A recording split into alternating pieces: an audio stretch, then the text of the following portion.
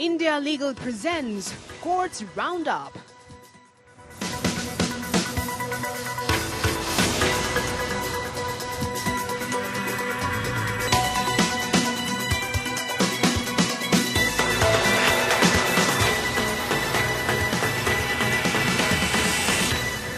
नमस्कार, मैं हूं जायरा। कोर्ट्स राउंडअप में आपका स्वागत है।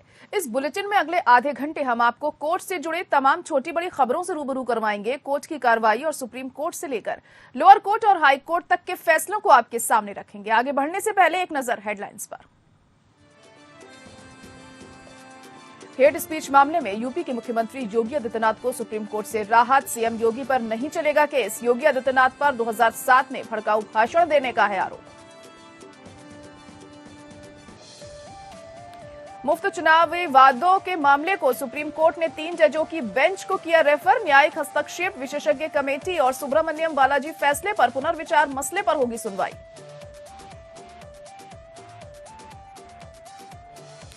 ट्विन टावर मामले में सुप्रीम कोर्ट ने रजिस्ट्री में 30 सितंबर तक 1 करोड़ रुपए जमा कराने का दिया निर्देश। इस पैसे से निवेशक का होगा भुगतान।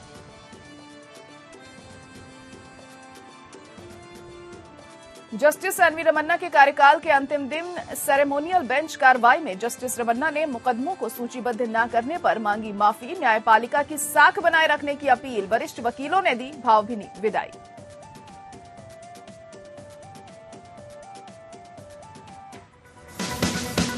India Legal presents Courts Roundup.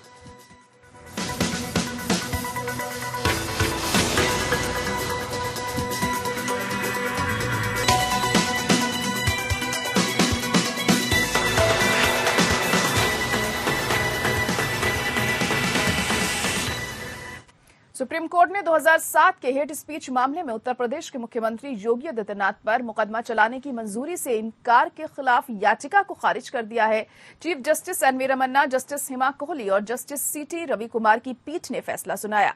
Court ने कहा कि परिस्थितियों में हमें नहीं लगता कि मंजूरी देने से संबंधित कानूनी सवालों में जाना आवश्यक है। नतीजतन अपील खारिज की जाती है। कानून का सवाल खुला छोड़ा जाता है। सीएम योगी के खिलाफ यह केस 2007 में दर्ज हुआ था। इससे पहले राज्य सरकार ने मई 2017 में इस केस को चलाने की अनुमति देने से मना कर दिया था। तब सरकार का कहना था कि इस केस में सबूत नाकाफी हैं, जिसको 2018 में इलाहाबाद हाई कोर्ट ने भी सही ठहराया था।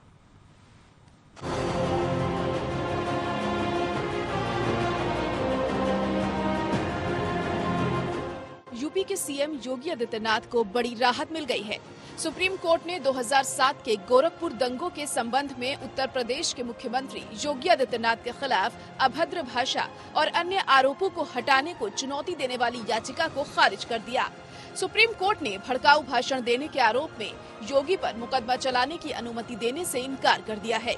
ये मामला 2007 का है। यूपी सरकार ने मई 2017 में इस आधार पर मुकदमे की अनुमति देने से मना कर दिया था कि सबूत नाकाफी हैं। इसके बाद इलाहाबाद हाई कोर्ट ने भी फरवरी 2018 में मुकदमा चलाने की अनुमति नहीं दी थी। इस फैसले को सुप्रीम कोर्ट में चुनौती दी गई थी। CJI N V Ramana, justice Hima Kohli और जस्टिस सीटी रवि कुमार की पीठ ने इस मामले में फैसला सुनाया। याचिकाकर्ता के वकील फुजैल अहमद अयूबी ने हाई कोर्ट के समक्ष रखे गए मुद्दों में से एक का सुप्रीम कोर्ट में उल्लेख किया था। इसमें लिखा गया था कि क्या सरकार धारा 1996 के तहत आपराधिक मामले में ऐसे व्यक्ति के लिए आदेश पारित कर सकती है जो उसी बीच राज्य का मुख्यमंत्री चुना जाता है और अनुच्छेद 163 के तहत कार्यकारी प्रमुख है। वकील ने कहा था कि हाई कोर्ट ने इस मुद्दे पर विचार नहीं किया।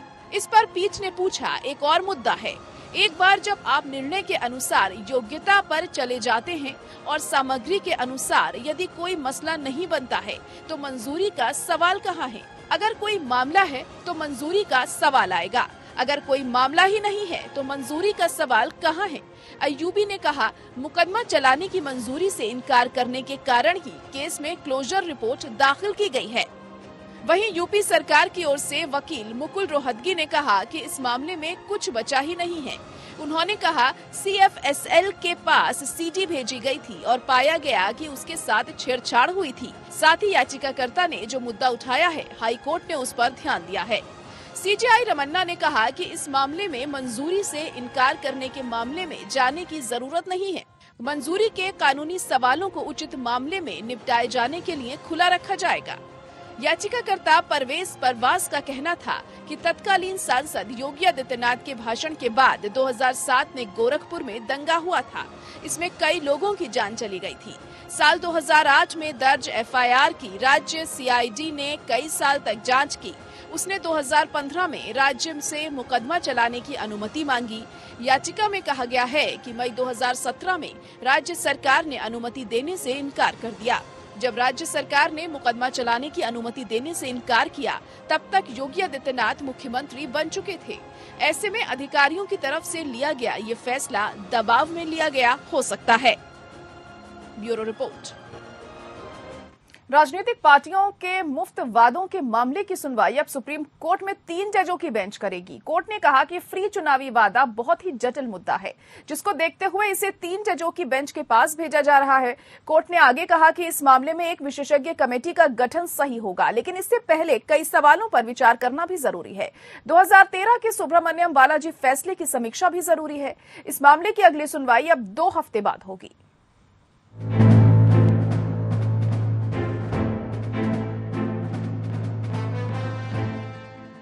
मुफ्त चुनावी वादों पर सुप्रीम कोर्ट का अहम फैसला आया है।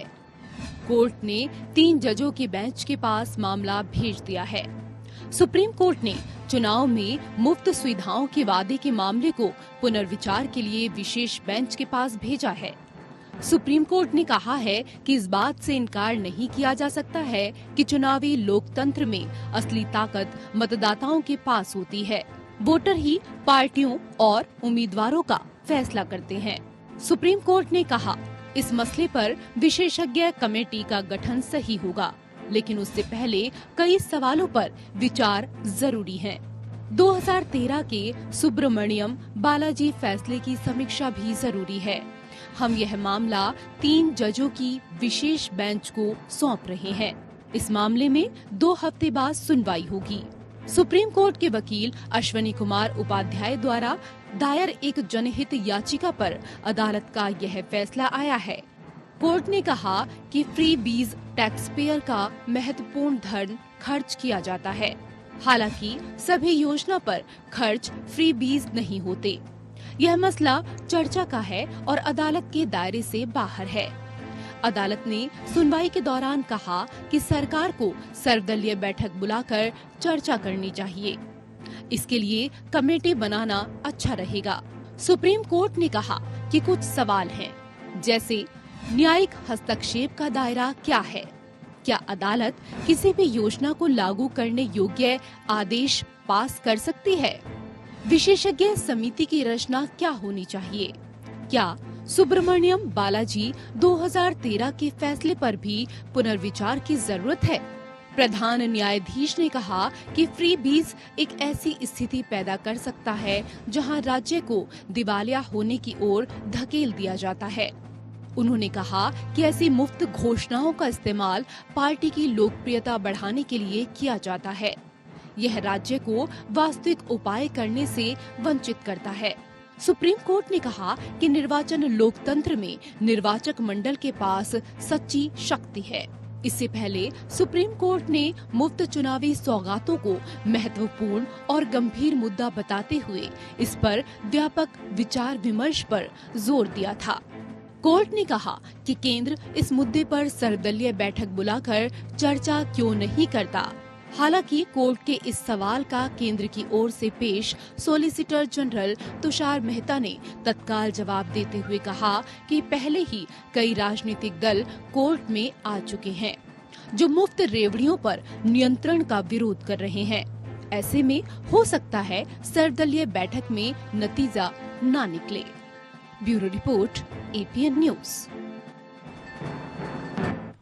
शुक्रवार 26 अगस्त को चीफ जस्टिस एनवी रमन्ना के कार्यकाल का अंतिम दिन रहा। इस मौके पर जस्टिस रमन्ना की अध्यक्षता वाली सेरेमोनियल बेंच के सामने लगे मामलों की लाइव स्ट्रीमिंग की गई। चीफ जस्टिस एनवी रमन्ना ने अपने कार्यकाल में जल्दी सुनवाई के लिए मुकदमों को सूचीबद्ध करवाने पर ध्यान केंद्रित न कर पाने के लिए अपने आखिरी समारोह में माफी मांगी। इस दौरान उन्होंने कहा कि न्यायपालिका की रक्षा न्यायिक अधिकारियों को करनी चाहिए। उन्होंने वरिष्ठ वकीलों को जूनियर्स को राह दिखाने का मशवरा दिया। अंतिम दिन की कार्रवाई के दौरान वरिष्ठ वकीलों ने भी भावनात्मक भाषण दिए। दुष्यंत दवे की तो आंखें तक भर आईं। Lord's impact is there. We are really grateful and we wish all the best. You are not going to retire. Knowing you well, we feel that you are going to serve in the future and you will contribute more for the nation. CJI Ramana के कार्यकाल का अंतिम दिन बेहद भावनात्मक और यादगार रहा। सीजीआई रमन्ना की अध्यक्षता वाली सेरेमोनियल बेंच के सामने लगे मामलों की लाइव स्ट्रीमिंग की गई। सीजीआई के कार्यकाल के अंतिम दिन को चिन्हित करने के लिए ऐसा किया गया। इस मौके पर चीफ जस्टिस एनवी रमन्ना ने अपने कार्यकाल में जल्दी सुनवाई के लिए मुकदमों को सूचीबद्ध करवाने पर ध्यान केंद्रित न कर पाने के लिए अपने आखिरी समारोह पीठ में क्षमा मांगी। सीजीआई ने कहा कि I am sorry. We have to admit the fact that the pendency is a huge challenge before us. I must admit that issues of listing and posting of matters is one of the areas on which I could not pay requisite attention. I am sorry for that. We are busy in firefighting on all the days. On day-to-day basis, we work. All sides are equally contributors for this problem. CJI Ramana ने कहा कि संस्था की साख की रक्षा न्यायालय के अधिकारियों द्वारा की जानी चाहिए और जब तक संस्था की विश्वसनीयता बरकरार नहीं है, तब तक ये समाज में लोगों से सम्मान प्राप्त नहीं कर सकती है। लंबित मामलों से निपटने के लिए जस्टिस रमन्ना ने कहा कि व्यवस्था की कार्यप्रणाली में सुधार करना होगा और आधुनिक तकनीक का इस्तेमाल करना होगा। हमें स्थायी समाधान खोजने के लिए आधुनिक प्रौद्योगिकी अदालतों और आर्टिफिशियल इंटेलिजेंस के इस्तेमाल की आवश्यकता है। सीजीआई रमन्ना ने बार के वरिष्ठ सदस्यों के लिए एक सलाह भी दी। उन्होंने अपने कनिष्ठों को सही रास्ते पर मार्गदर्शन के लिए कहा।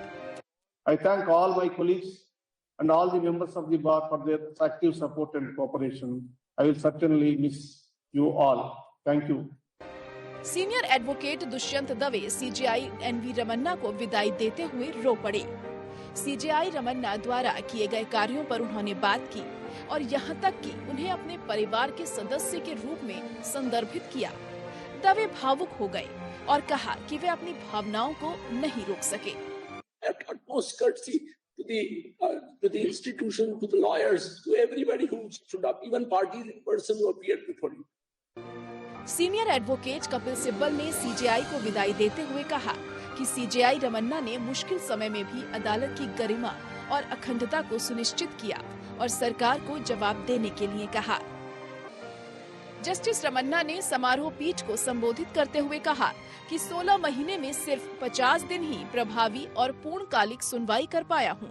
कोविड के कारण कोर्ट पूरी तरह काम नहीं कर पाया, लेकिन उन्होंने पूरी कोशिश की कि सुप्रीम कोर्ट का कामकाज चलता रहे।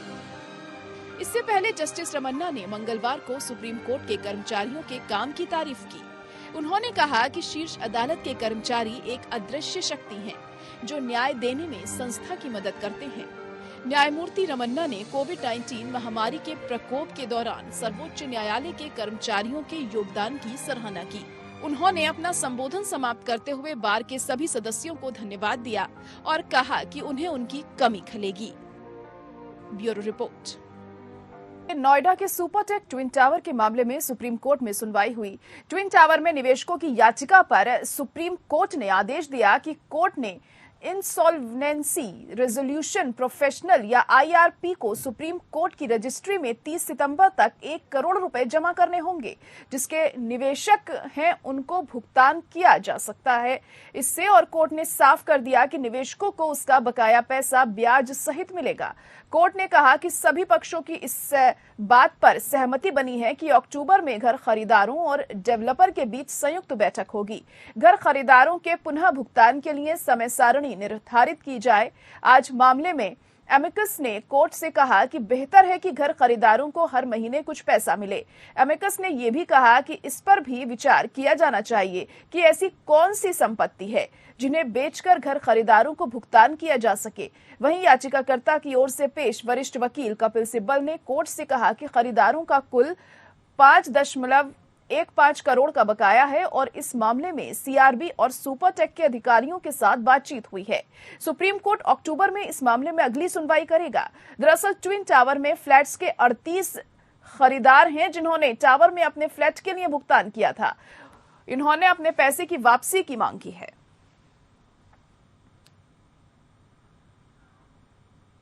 भारत में अपनी मेडिकल शिक्षा जारी रखने की अनुमति मांगने वाले यूक्रेन से लौटे छात्रों द्वारा दायर याचिकाओं के एक बैच पर सुप्रीम कोर्ट ने केंद्र विदेश मंत्रालय और राष्ट्रीय चिकित्सा परिषद को नोटिस जारी किया है। याचिका में केंद्र स्वास्थ्य मंत्रालय और राष्ट्रीय चिकित्सा आयोग को निर्देश देने की मांग की गई है कि युद्धग्रस्त यूक्रेन से लौटे करीब 20,000 भारतीय छात्रों को भारत में मेडिकल कॉलेजों में अपनी मेडिकल शिक्षा फिर से शुरू करने की अनुमति दी जाए।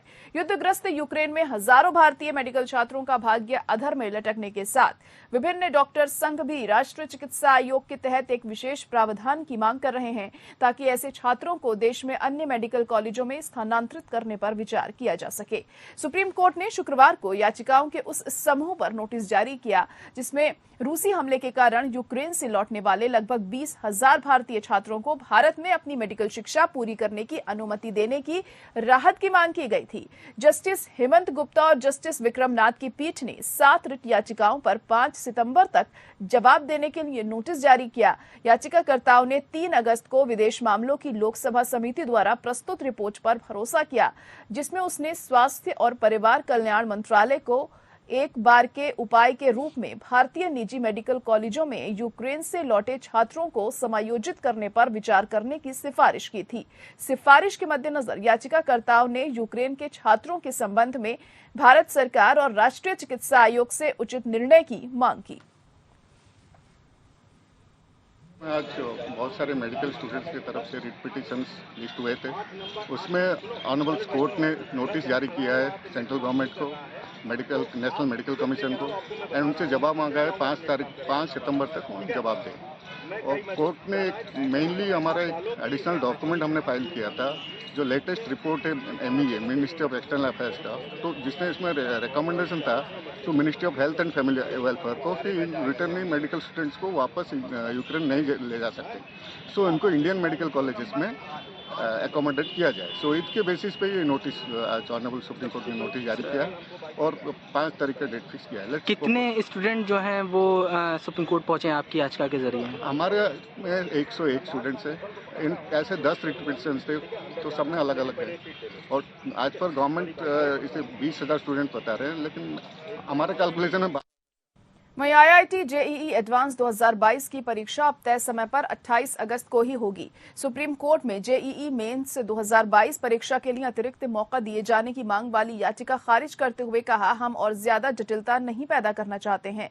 अब IIT JEE एडवांस 2022 परीक्षा तय समय पर होने दें। कोर्ट ने कहा कि हमें सार्वजनिक परीक्षाओं की नियमितता बनानी होगी क्योंकि छात्र को अनियमितता पर कोर्ट आ जाते हैं और दरअसल सुप्रीम कोर्ट में याचिका दाखिल कर कहा गया था कि IIT JEE एडवांस की परीक्षा के दौरान तकनीकी खामियों की वजह से 50 सवाल ऐसे थे जिन पर अटेम्प्ट नहीं कर पाए, इसलिए उन्हें अतिरिक्त मौका दिया जाना चाहिए। सुप्रीम कोर्ट ने एक IIT JEE उम्मीदवार की रिट याचिका को खारिज करते हुए पूछा कि आप अंतिम समय पर क्यों आ रहे हैं। कोविड-19 प्रभावित उम्मीदवारों के छूट नीति में संशोधन के कारण उम्मीदवार ने IIT JEE एडवांस 2022 परीक्षा में बैठने के लिए एक बार की छूट मांगी थी। मामले की सुनवाई करते हुए justice DY Chandrachud, justice AS Bopanna और जस्टिस JB पारदीवाला ने पूछा कि क्या याचिका अन्य मामलों के समान है जिसमें IIT JEE परीक्षा से संबंधित विभिन्न राहत की मांग की गई थी। बेंच ने कहा कि अगर हम पाते हैं कि ये याचिका टैग की गई अन्य याचिकाओं से अलग नहीं है तो हम इसे खारिज करेंगे। हमारे समय का भी मूल्य है। याचिकाकर्ता का मामला था कि कोविड-19 के कारण पैदा व्यवधानों और कठिनाइयों के आलोक में IIT के ज्वाइंट एडमिशन बोर्ड ने कुछ श्रेणियों के उम्मीदवारों के लिए JEE 2022 के लिए एक बार विशेष उपाय छूट की घोषणा की थी, हालांकि उन्हें उक्त राहत नहीं दी गई। दिल्ली हाईकोर्ट ने योग गुरु बाबा रामदेव के खिलाफ, एलोपैथी के खिलाफ और पतंजलि के उत्पाद कोरोनिल के पक्ष में अपने बयानों के माध्यम से कोविड-19 इलाज के बारे में गलत सूचना फैलाने के लिए कई डॉक्टरों के संघों द्वारा दायर मुकदमे में सुनवाई स्थगित कर दी है। जस्टिस अनूप जयराम भंभानी ने कहा कि इसी तरह के विषय से संबंधित सुप्रीम कोर्ट के समक्ष कार्रवाई के मद्देनजर मुकदमे की सुनवाई से पहले स्पष्टता की आवश्यकता है। कोर्ट इंडियन मेडिकल एसोसिएशन द्वारा सुप्रीम कोर्ट में दायर याचिका का जिक्र कर रहा था, जिसमें वैक्सीनेशन अभियान और आधुनिक दवाओं के खिलाफ स्मीयर कैंपेन और नकारात्मक विज्ञापनों को नियंत्रित करने की मांग की गई है। इस हफ्ते की शुरुआत में सुप्रीम कोर्ट ने एलोपैथी जैसी आधुनिक मेडिकल प्रणालियों के खिलाफ बयान देने के लिए बाबा रामदेव की खिंचाई की थी। जस्टिस भंभानी ने सुनवाई के दौरान पक्षकारों से पूछा कि क्या न्यायिक औचित्य के सिद्धांत को ध्यान में रखते हुए हाईकोर्ट के लिए इस मामले की सुनवाई करना उचित होगा, जब सुप्रीम कोर्ट ने मामले को सुनवाई के लिए लिया हो। वादी की ओर से पेश होने के लिए सीनियर एडवोकेट अखिल सिब्बल ने प्रस्तुत किया कि जबकि उन्हें सुप्रीम कोर्ट के समक्ष लंबित याचिका की विस्तृत जानकारी के बारे में पता नहीं है, हाईकोर्ट के समक्ष मुकदमे में आगे की कार्रवाई को रोकने के लिए सुप्रीम कोर्ट का कोई आदेश नहीं है। सिब्बल ने आगे कहा कि मुकदमा पिछले साल से लंबित है। अंतरिम राहत की मांग करने वाली आवेदन पर सुनवाई की गई और दावा किया गया राहत तत्काल और महत्वपूर्ण है।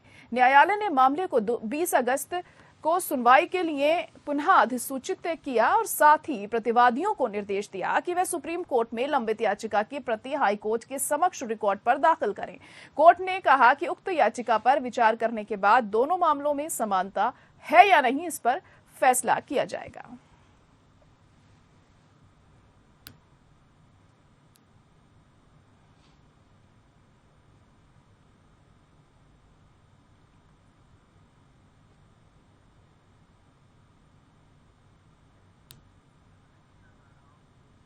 सीजेआई रमन्ना के कार्यकाल का आज अंतिम दिन रहा। इस दौरान जहां सुप्रीम कोर्ट में सेरेमोनियल बेंच की कार्रवाई हुई, वहीं शाम को सीजेआई रमन्ना के सम्मान के बार में भी विदाई समारोह का आयोजन किया, जिसमें बार और बेंच के सदस्यों ने विदाई भाषण दिए और अपने विचार व्यक्त किए। Delhi and his love, affection and guidance would constantly be available to us, and we value whatever contributions your lordships have made, which is immense. And I wish his lordship good health, a very contented life, and a very satisfactory life with the family, because I'm sure he must have missed those opportunities, those moments to be with one's spouse, children and grandchildren. My lords, on a Friday evening, the presence of lawyers in this number speaks itself. I have nothing more to add. Thank you so much. Which Honorable Justice Sanjeev Khanna, Justice B.R. Gawai and Suryakant sir, they were also part of that. And thereafter, when Lordship became Chief Justice of India, he appointed 9 of them. Among all those appointees, 7 of them are going to become Chief Justice of India. As far as NALSA is concerned, when Lordship was chairman of NALSA, I requested that there are only few mediators in Supreme Court and there should be more mediators and they should get the training from the Supreme Court, MCPC. Lordship directed MCPC and the file was also came to NALSA, and thereafter 250 mediators are now trained because of Lordship's effort. Some of the honorable judges of High Court who are present today, learned senior advocates of the court who are present today, junior advocates, members of the registry, members of print and electronic media, ladies and gentlemen. It's a tough time for somebody like me.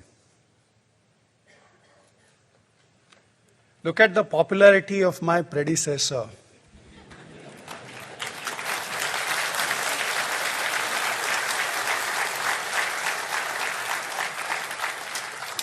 How am I going to don that mantle now, hereafter?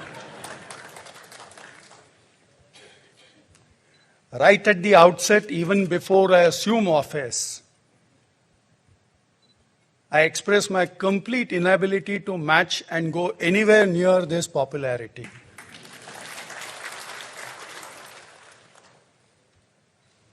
The achievements of Justice Ramana are well known, have been actually placed before you. It was very heartening and very emotional to see some of the speeches which were given in the morning in court number 1. And that's the real tribute, because a person who demits the office, where you cannot express or share your thoughts on any of these issues. I witness the resilience of human existence, the power of human struggles, dignity in poverty, and most importantly, unshakable hope and faith. Through these ordinary, everyday experiences, I developed the extraordinary passion of serving the people. Being a first-generation lawyer, I have faced many challenges in my life and realized that except the hard work, there is no shortcut to success. The journey of struggle and bitter experiences in my career helped me to diversify my activities. I had the opportunity of defending the state in several cases. I watched the important events of this country unfolding from close quarters.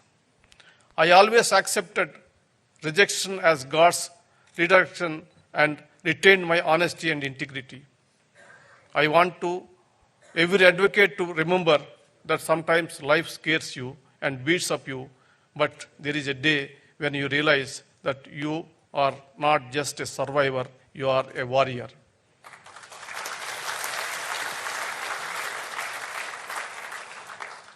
You are tougher than anything that is thrown your way.